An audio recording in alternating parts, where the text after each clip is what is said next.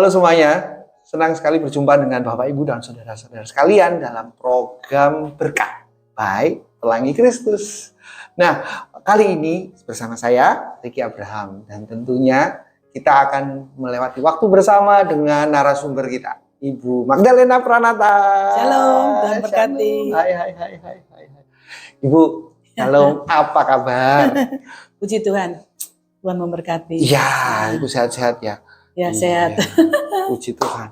Hari ini kita akan bicara tentang sesuatu yang berkaitan dengan kesehatan. Oh ya? Ya, terutama berkaitan kesehatan hati. Kesehatan hati. Saya mengucap syukur, Ibu, karena juga diberi kesehatan juga dan anugerah untuk melayani, mengajar di Pelangi Kristus. Puji Tuhan.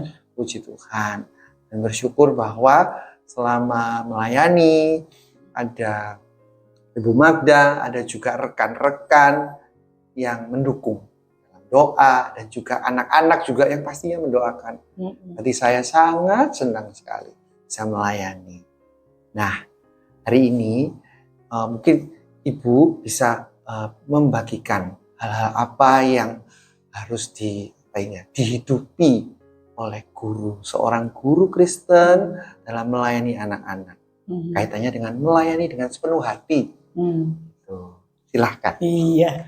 Guru Diki ngomong-ngomong sudah berapa tahun di Pelangi Kristus? Saya di Tuhan tahun ini ya, di Tuhan 22 tahun 22. Ya. Nanti November nanti 22 tahun. Iya, dari belum punya baby sampai anaknya sudah remaja. Iya. Dan berharap nanti anaknya nerusin ya kalau dipanggil. Amin ya. Yes, begitu. Oke. Ya. Jadi kalau berbicara tentang melayani, kalau guru kan berarti mengajar. Betul. Tapi dengan menghayati. Biasanya dipakai istilah mengajar dengan hati. Mengajar dengan hati. Begitu, ya. Jadi sebetulnya begini. Mengajar dengan hati itu bukan sebuah sistem atau strategi yang dibuat. Oke. Jadi bukan sesuatu yang saya mau mengajar dengan hati. Bukan. Tapi ketika kita menghayati bahwa sebagai guru Kristen kita ini menghadirkan Kristus waktu kita melayani anak-anak. Menghadirkan Kristus ketika melayani anak-anak. Nah, saya akan meminjam kata-kata yang dipakai oleh Mr. Max Lucado. Nah, dalam bukunya yang berjudul Just Like Jesus. Just Like Jesus. Nah, dia bilang begini. Kalau ada satu hari saja hatimu diganti dengan hatinya Tuhan Yesus, gitu. Kamu akan jadi orang yang berbeda atau orang yang sama? Nah, artinya begini, kalau mengajar dengan hati itu berarti sebagai guru kita menghadirkan Kristus, berarti hati kita ini tiap hari harus merepresentatifkan, menghadirkan hatinya Kristus. Sebenarnya gitu. Gimana caranya? Sebetulnya kalau mau sederhana ya begini, pagi bangun, Tuhan Yesus, hari ini saya akan mengajar anak-anakmu, entah murid TK, entah murid SD, SMP, SMA. Mereka adalah anakmu, dan saya dipanggil jadi guru Kristen, supaya melalui pelayanan saya, mereka tuh boleh mengalami Tuhan Yesus sedang memberkati mereka, Tuhan Yesus sedang mengasihi mereka, Tuhan Yesus sedang memeluk mereka. Bayangannya kayak gini, waktu tahun 33 Tuhan Yesus di dunia, kan melayani. Nah, waktu itu kan ada satu saat di mana anak-anak dibawa oleh orang tua mereka untuk diberkati oleh Tuhan Yesus. Waktu itu dikatakan Alkitab, Tuhan Yesus memanggil mereka, kemudian menjamah mereka, memeluk mereka dan memberkati mereka. Betul ya? Berarti relasi antara Tuhan dengan anak itu sangat dekat. Kan tidak mungkin toh menjamah jarak jauh, memeluk jarak jauh. Jadi mau berbicara begini, Ketika seorang guru mengajar dengan hati, berarti anak-anak itu bisa merasa seperti yang dirasakan anak-anak waktu itu. Waktu mereka dipeluk, diberkati, dan dijamah oleh Tuhan. Nah, hal itu tidak bisa dilakukan dengan usaha guru sendiri. Tapi ketika guru itu betul-betul menghayati, saya dipanggil Tuhan Yesus untuk menghadirkan Kristus dalam hidup anak-anak, maka saya akan dekat sama Tuhan. Tuhan, saya ingin merasakan hatimu. Saya ingin mengerti hatimu. Supaya seperti dan sebagaimana Engkau mengasihi anak-anak, saya itu bisa mengalirkan kasih Tuhan pada mereka. Nah, hal itu hanya bisa terjadi sebenar-benarnya.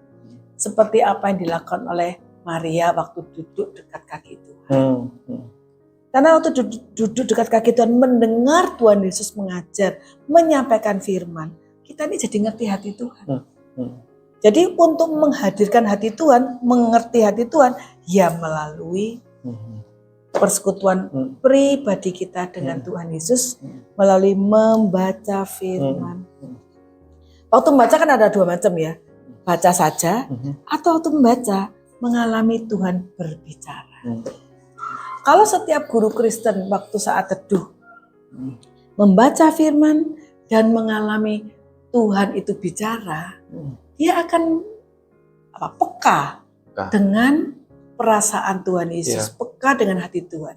Sehingga pada waktu nanti membimbing anak, ya kan? Waktu mengajar anak itu berulah atau bersikap, kita ini punya kepekaan how to treat this kid as if Jesus Christ is here.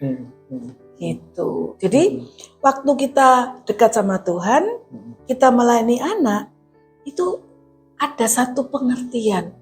Kalau Tuhan di sini, Tuhan akan ngapain sama anak itu, ngomong apa sama anak itu, akan bersikap apa sama anak itu. Entah anak itu sedang sedih, entah anak itu sedang marah, anak itu sedang tantrum, entah anak itu sedang bete, sedang bosen, sedang konflik dengan temannya. Itu yang dikatakan kita menghadirkan Kristus, mengajar dengan hati. Jadi ya, hanya dengan dekat pada Tuhan, dan Tuhan berkenan memakai kita menjadi alat di tangannya, memberkati, sehingga anak-anak bisa merasakan. Dan itu kalau itu bisa terjadi setiap hari, sebenarnya menjadi guru itu tidak akan melelahkan. Yang melelahkan tuh kalau kita melakukan semua tapi dengan kekuatan kita sendiri, itu justru melelahkan. Tapi kalau kita bersandar sama Tuhan, mengalami Tuhan, kan kekuatan Tuhan yang mengalir, berkat Tuhan yang mengalir. Meskipun secara badan fisik secara capek, tapi hati kita ini kayak berlimpah-limpah. Itu yang dikatakan Tuhan Yesus kepada perempuan Samaria. Yohanes 4. Kalau kamu datang kepada Dia yang bisa memberikan kamu air hidup, dari dalamnya akan mengalir air yang hidup. Jadi sebetulnya saya juga berharap nih, melalui mendengar diskusi kita, ada anak muda yang terpanggil jadi guru. Karena kalau bilang, mau enggak kamu jadi guru, bayangannya repot, sibuk, enggak bisa ngadepin anak-anak, kan gitu. Tapi harusnya kan begini, kalau Tuhan Yesus berkenan memakai hidup saya mau pakai saya Tuhan untuk menghadirkan Engkau dalam hidup anak-anak. Anak-anak ini anak-anak yang kesepian, butuh Tuhan. Dan mereka kalau tidak mempunyai seorang yang menghadirkan Kristus, mereka akan cari sahabat yang lain. Padahal mereka sangat butuh Tuhan Yesus sebagai sahabat mereka. So it is very important for every Christian teacher that they may be used as God's instrument untuk bless bagi anak-anak. Ya, terima kasih banyak Ibu Magda. Dan pastinya buat Bapak, Ibu, Saudara, dan teman-teman, saya sebut teman-teman karena tadi Ibu Magda sudah memanggil, memberikan pesan spesial untuk anak-anak muda yang akan terpanggil menjadi guru. Baik di sekolah-sekolah Kristen ataupun dimanapun nanti Tuhan menempatkan di ladang misi manapun.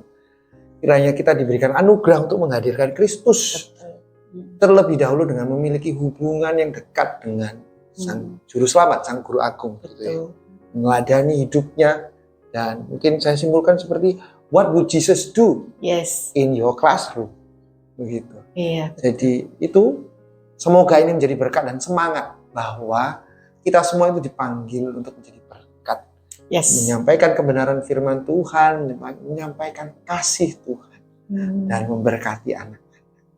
Terima kasih sudah menyaksikan program berkat belajar kebenaran Tuhan by Pelangi Kristus. Sampai jumpa. God bless you. God bless you.